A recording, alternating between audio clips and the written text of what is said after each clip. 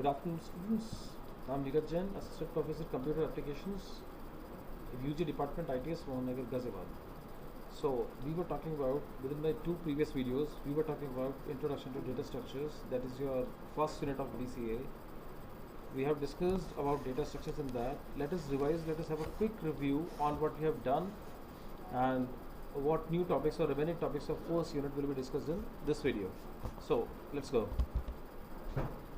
Within these previous two videos, we have seen that what basically data is, how can we convert it into information, what do you mean by program, what is efficient program, and many more things. Let's have a quick review of all these terms. So data is your raw material which transforms in meaningful information after processing, right? The type of data specifies nature of data that undergoes few operations. This is the basic specifications of data structures. Let's see.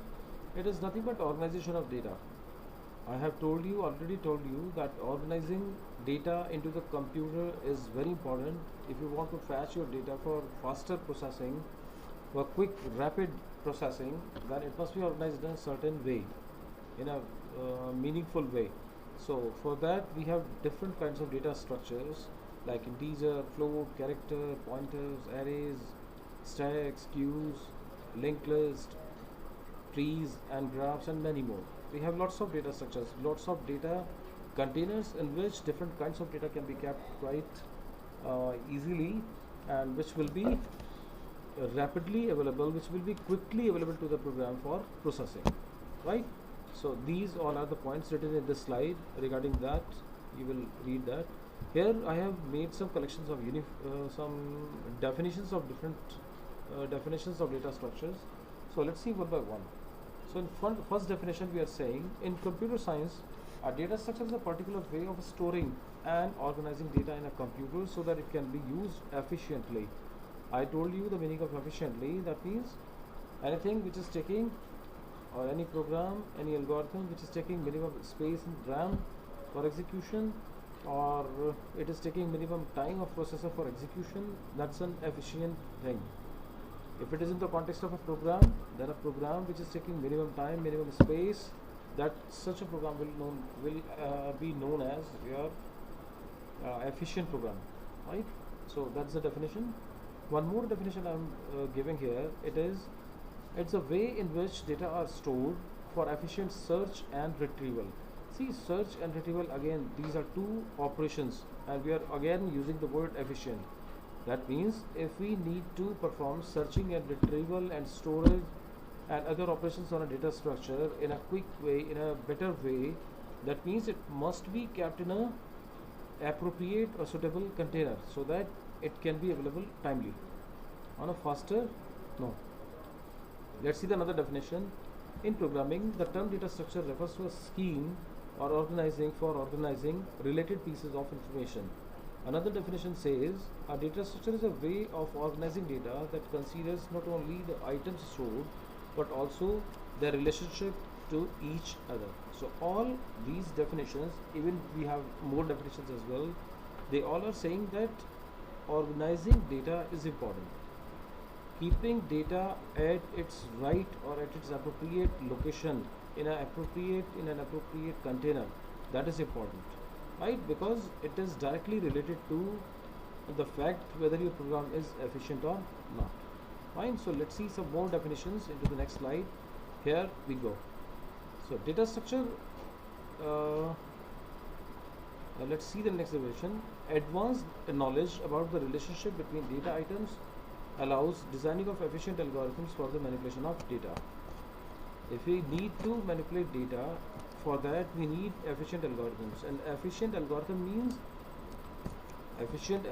or efficient program means, yes, a program which takes minimum time, execution time, and minimum space.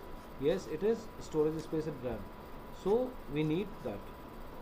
Another definition says a data structure is an arrangement of data in a computer's memory or sometimes on a disk. Data structures include linked lists, stacks, binary trees, hash tables, and others.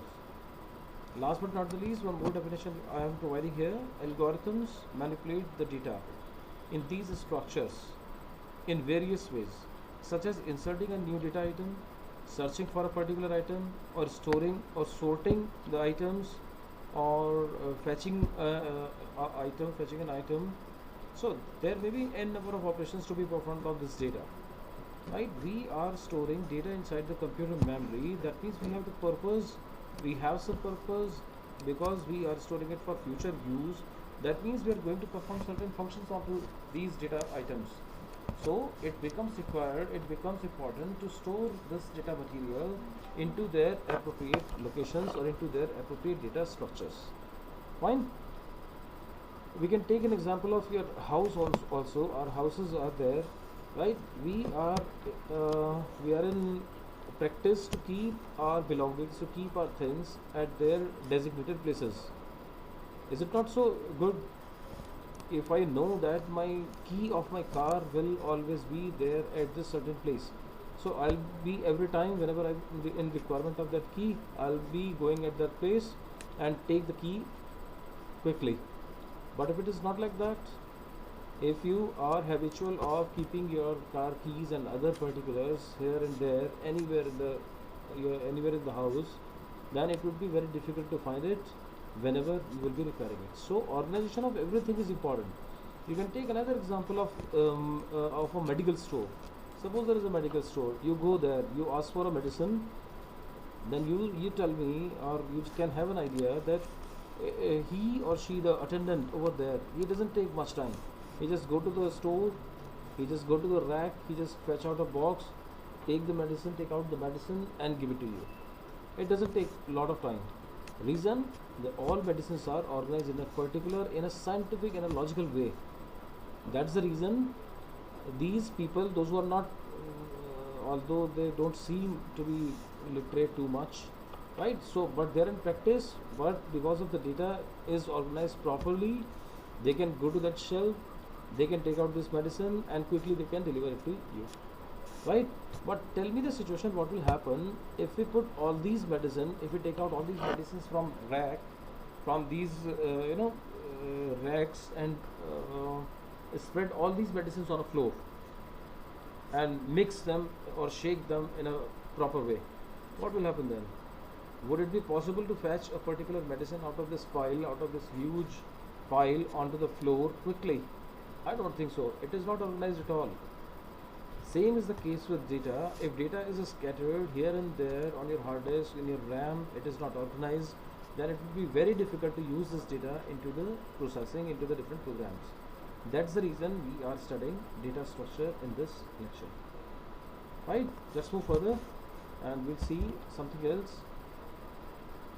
So, data structures continued. Here we are saying another definitions: representation of logical relationship between individual elements of data, way of organizing data items that considers elements and relationships to each other, and two more simple definitions are provided. See, the basic thing is that according to different authors, according to different websites, according to different books, similar definitions are provided for data structures, but the ultimate meaning of all the definitions are same, that it is about keeping, storing, putting data inside the computer memory in a very logical and appropriate places, right, in the data containers, so that it is available for future use in a quick and rapid way. Fine. So let's move further. This is what we have already done. We have classified data structures into two broad categories. One is primitive and one is non-primitive. So primitive, I told you, primitive are those are basic blocks in which we were covering integer, float, character, pointers, etc. And another is non-primitive data structures, another name of non-primitive data structures are derived data structures, which are having their existence just because of primitive data structures. That means, in simple words, you can say primitive are basics and non-primitive are derived. Existence of derived is there only because of primitive. You can say like that in these words. Fine. So let's see a diagram in which you will have clear idea of this classification. So on the top we have data structures. This is classified in primitive and non-primitive. Within primitive we are classifying again in integer, pointer, character and float. We all have studied these data types in C language already. Let's come to the right hand side. It is non-primitive data types, data structures. So it includes arrays, lists and files. Arrays, yes, arrays are non-primitive data types, because if we say simple array of size 5, it would be meaningless, right, until we say integer array of size 5. That's a complete information. So arrays are meaningful only when it is specified what the type of these elements are. Maybe integer array, array may be integer, array may be pointers array, it may be a character array, it may be a array of floating points. So let's come to the next, files. Within files, or within C file handling, we have already studied that the output of programs, input to the programs, and many other things can be recorded. With the help of C program, we can record all this information, be it input, be it output, into certain files. Files may be of different type. Text files were there, ASCII files were there, sequential files were there, binary files were there. So data can be recorded into that file, and this data which is recorded into these files can be accessed later within different programs. So files are also a type of data structures. It contains heterogeneous kind of information, and in contrast to this, arrays are data structures which can contain homogeneous type of data. Let's come to the lists. List can be linear or non-linear. Linear, as I already told you in the video, that linear means which are following some sequence, right? A particular element can come after this, right? There is a fixed sequence, so that's called linear. And on my right hand side, that is non-linear. So whatever is not linear, that is non-linear. Means stacks and queues, they are using arrays for implementation, they are using linked lists for implementation. So they are following a fixed sequence of data items. So these are also linear data structures. Stacks we have already explained. Stacks follows LIFO, last in first out, right? If you insert a string character by character into a stack, and if you pop it out from stack, it would be reversed, right? And what about queues? Queues are simple queues in which insertion and deletion are taking place from two different ends. One is rear, one is front, right? So on the basis of that, whoever is getting inside this queue will be the first to get out of this queue. So that was queue data structures. Let's come to the non-linear data structures. That is trees and graph. Trees we have already discussed. Hierarchical information can be represented into a tree-like structures. Interesting thing is that within natural trees, roots grow at the bottom, while within our trees and data structures, roots are always at the top. So this is the major difference. But here I would say that trees are the data structures which are efficient enough, which are good enough to store your hierarchical information. Fine. And last but not the least, graphs are there. Graphs are another data structures which are comprising of nodes and edges. It may be directed graph, it may be certain kind of different kinds are there, and it is also used for storing data. For example, as I told you in the video, same example I will quote here, that if there are few cities, and it is Chennai, it is Mumbai, it is Ahmedabad, this is Kolkata, and we are trying to find a optimum path. We are talking about air path, right? Airways. So in that kind of applications, or in project completion or project monitoring, we can also use graph data structures. Let's move further. Now comes interesting topic, that is ADT, abstract data types. This is abstract data types. Again, I would like to take you on previous slide. See, what is the major difference you notice within primitive, integer, pointer, float and character, and within stacks, queues, trees, graph? The major difference is that integer, pointer, character, float, I mean primitive data types or primitive data structures, they have just their features to be used. They have their features only, right? While if I talk about stacks, they have their functions also, right? So abstract data types, this means special data types which has certain functions, which have certain functions to be carried out. For example, if you compare integer with stack, Then you will see integer are okay, integer is there, percentile d in C will be used. It will store negative positive both numbers. Its range will be minus 32,000 something to 32,678, right? It will include 0. None of the number with decimal point can be stored into integers, and that's it. These are some characteristics of integers. But if we talk about stacks, a stack has some features. It's an example of ADT, abstract data type, because stacks has certain functions to be carried out. This means if we are in need to store data in such a fashion that can be accessed in a particular way, in a particular method, that means functions are associated with it. In that case, we use stacks, queues, or trees, or graphs. Let me take an example. We have hierarchical information to be stored, right? I need to traverse it. I need to make a list of all hierarchical information from left side, from right side separately. You must have an idea that trees is the answer of this question. Trees data structure are the best suitable data containers or data structures for this kind of application. Okay, let me tell you one more. In order to call a function with 3 parameters or 3 arguments, right, we are passing 3 arguments to a function, and we are calling this function, right? Do you know these parameters will be stored somewhere, right, and fetched later? So here comes the concept of stacks, where these parameters will be kept one, then second, then third, then fourth into a form of stack, right? So within computer memory, within computer, so many computer different applications, stacks are used. If we talk about queues, yes, they have different operations. It have operations like insertion in queues, deletion in queues, dequeue operation, nqueue operation. Several types of queues are there. Circular queue is there, priority queue is there. That within the next subject, that is operating system, you will use different kinds of queues within operating systems, right? So these are abstract data types, or we can say the special data types, in which there are features and which are particularly used for their functions, specialized functions. Such data structures are known as abstract data types, right? Should we move further? Yes, let's see what we have written here. A definition for a data type solely in terms of a set of values and a set of operations on that data type. Each abstract data type operation is defined by its inputs and outputs, and definitely it is using the concept of encapsulation. It hides implementation details, right? There is a function, you can use it, but how does it work?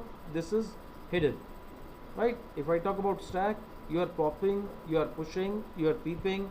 So these are the 3 major functions or main functions associated with the stacks, and definitely we can use it as per our requirement.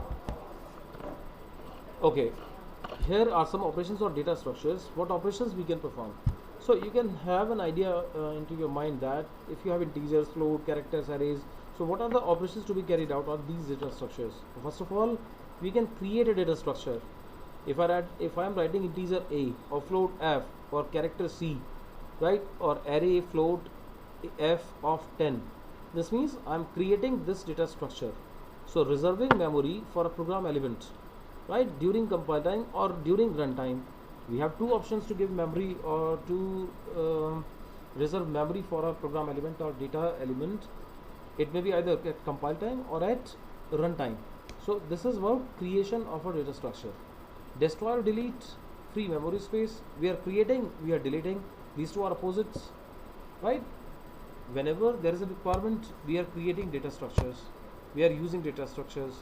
As and when they have completed their tasks and they are now no more in need now, they are no more in use now, we can delete them, so that their occupied memory can be utilized by some other data variables or data structures. Next is selection. Selection means accessing a particular data within a data structure, right? Selection means accessing a particular data within a data structure. For example, there is an array, right, and it is storing some numbers, right, from 1 to 100. This 10 size array is storing some numbers, and if I say then print only those who are greater than or equal to 50, so that is a selection, and only few numbers which are greater than or equal to 50, that will be printed, that will be accessed. So that's a another operation to be carried out on, to be performed on data structures. Update, it's clear, modifying data into the data structures. Searching, we are looking for a particular data into this data structure, so that's called searching. We have already, no, we have not discussed yet, but we will discuss it later. So binary search and linear search are two popular searching algorithms. We will discuss it later. Sorting is rearranging or arrangement of elements. If there is an array and data is stored into there, if it is following a particular order, like if it is in ascending order or in descending order, then it is sorted. If it is not, then we have 10 different algorithms or more than that to sort an array, right? So next is merging. We can combine, we can join two or more data items in order to make one. That is called merging, right? For example, there will be two lists, we can merge them to make one. Okay, let's move further. Need of the data structures. Yes, data structures I have written into a very concise points there in the slide. So data structures, organized data, right, equals to more efficient programs. So data structures means organization of the data. If data is organized, that means it will lead to more efficient programs. Within more powerful computers, more complex applications, we need more efficient programs. That's the reason we need more appropriate data structures for the selection, for the efficient programming. Organizing data, this is the very good lines. I like these lines very much. You just read and try to understand. The choice of data structure and algorithm. I told you, just remember, I told you many times that a program can be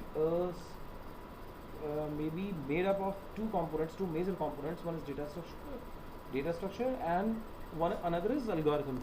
So the choice of data structure and algorithm can make the difference between a program running in a few seconds or maybe days. I am repeating, a program with bed algorithm, right, may take several hours or maybe few days for execution. Fine. Okay, I would like to give you an example here of choosing this bed algorithm, right? Suppose there is a book of 1000 pages. There is a book of 1000 pages and I'm in need to search page number 860. So what do you think? What will I do? Starting from first page and go to the second page, and third page, and fourth page, and fifth page. This is linear. That means we have to check everything starting from beginning, right? So this way I need to make 820 comparisons. Just have an idea that how much time I'm going to take. I'm going to destroy, I'm going to kill into this operation. But because algorithm is wrong, this is not the way to fetch page number 820 within a book. Why? Because the page number from these are sorted in order from page number 1 to 1000. This is sorted order. So anytime we can have a rough guess and we can do like this, and we can directly reach to page number 800. Another one or two guesses and you will be on page number 820. Practically we do it like this, right? But if the method is wrong, if we are adopting method number linear search, in that we need to check each and every page. That means we'll start from page number 1. We'll see page number 1. Is it 820? No. Move further. 2 will come. We will check. We will compare. Either 2 is equal to 820. No. Move further. So this is a bad algorithm. This may take several hours to you to fetch page number 820. Rather, in comparison to rather, if you see binary search algorithm, you will just make a guess, again a guess, again a guess, and maybe possible within 3 or 4 comparisons you will get the required page. Fine. Let's move further. Efficiency. We'll take a pause here. We'll continue in the next video. Thank you.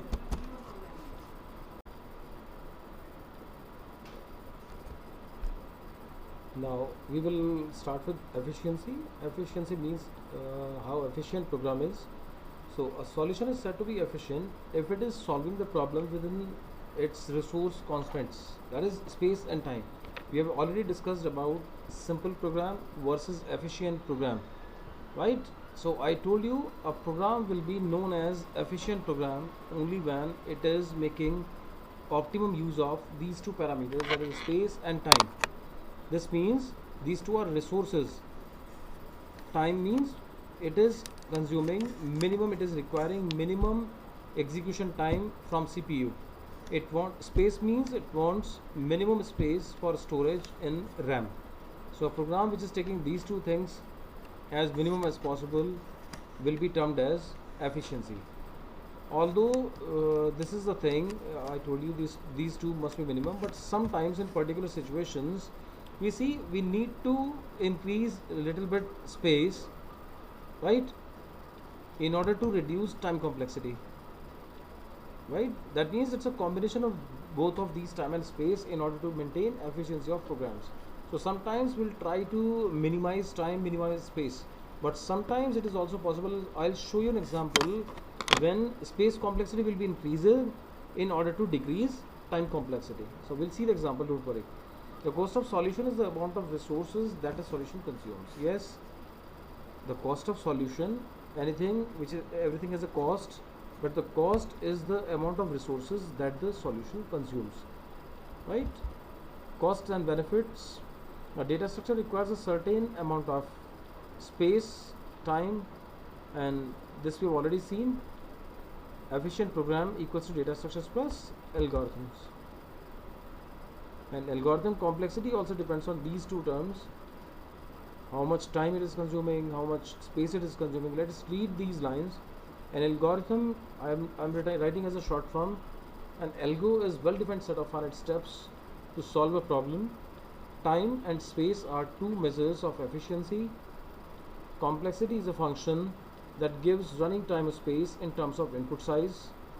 Each algorithm involves a particular data structure, and choice of proper data structure is must for efficiency, involve time space trade-off.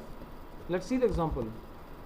Right, so we have two algorithms here to compare for a complexity. One is linear search and another is binary search. So within linear search, as we are clearly understand that linear search depends on the number of input. This means every number is to be checked.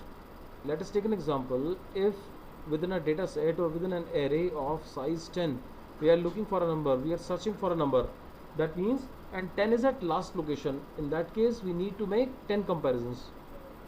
Obviously this is quite obvious. If we have 10 numbers, then in worst case you are supposed to make 10 comparisons. If you have 10 lakhs of numbers, then in worst case within this algorithm, linear search, we need to have 10 lakhs comparisons, because the number we are searching is located at last location. Fine. So what will be the average time or average comparisons? Obviously n by 2. If n is 10, it will n by 2. If it is n is 10 lakhs, and so complexity will be, or number of comparisons will be, n by 2. Fine. But for more numbers, but for large input size n, linear search is not appropriate algorithm, because it searches from beginning until the element is found. So in worst case, when the element is at last location, it will take a lot of time. But we have another algorithm, that is binary search, which has the running time or running time algorithm, which is having time complexity as Cn log base 2n, which is quite less than n. Using this formula, you can identify that if we have 10 lakhs of data to search, right, it will take maximum 21 comparisons in worst case, right? So these two algorithms are entirely different and useful. Fine. So within linear search, time complexity is more in worst case, but within binary search, time complexity is less when input size n is too much, is large.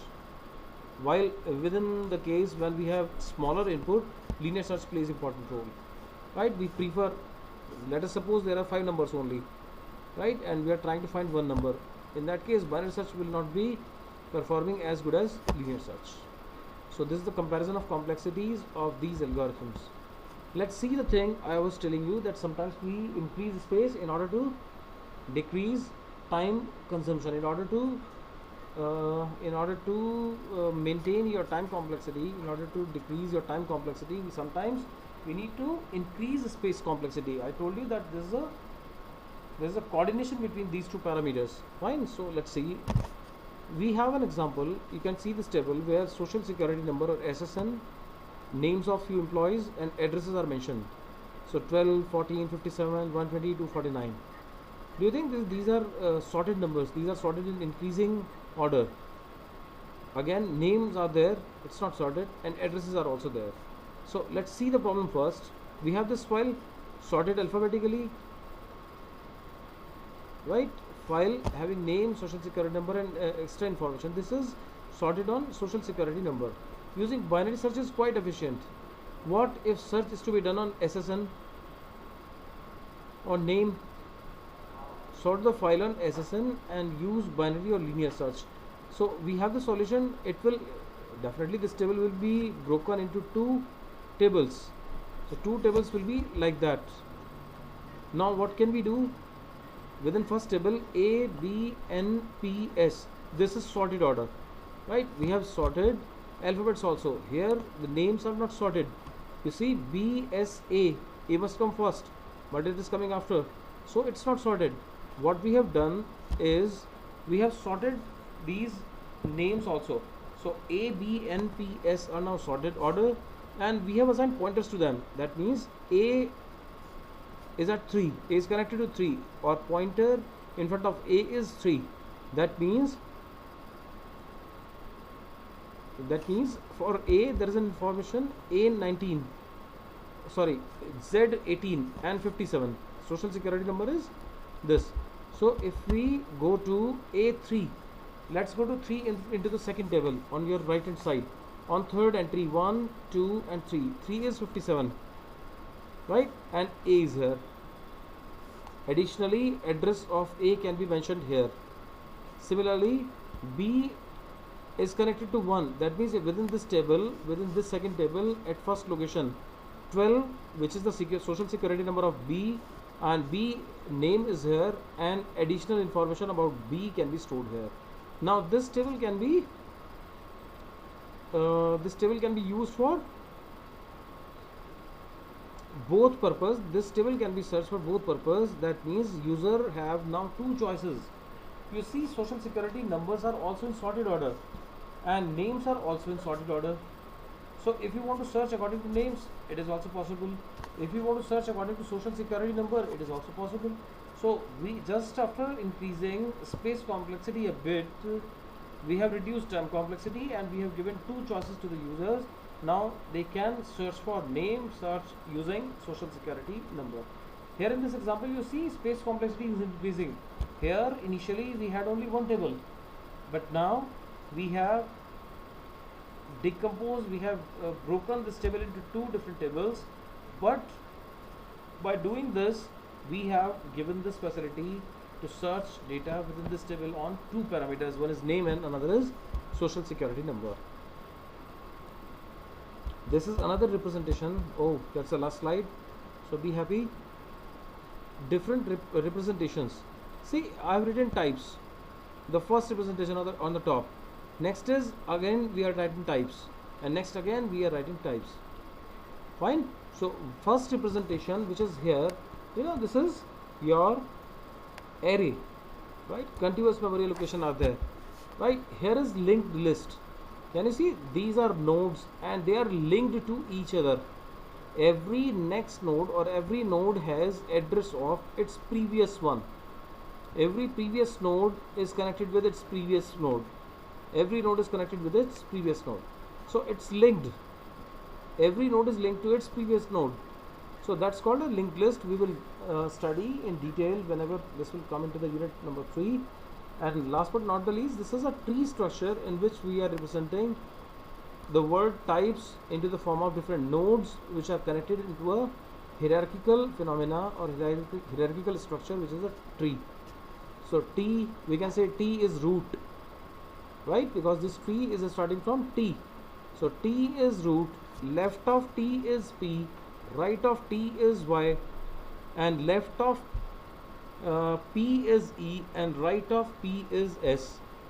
Another thing we can say, parent of S is P, Parent of E is also P. That means E and S are siblings.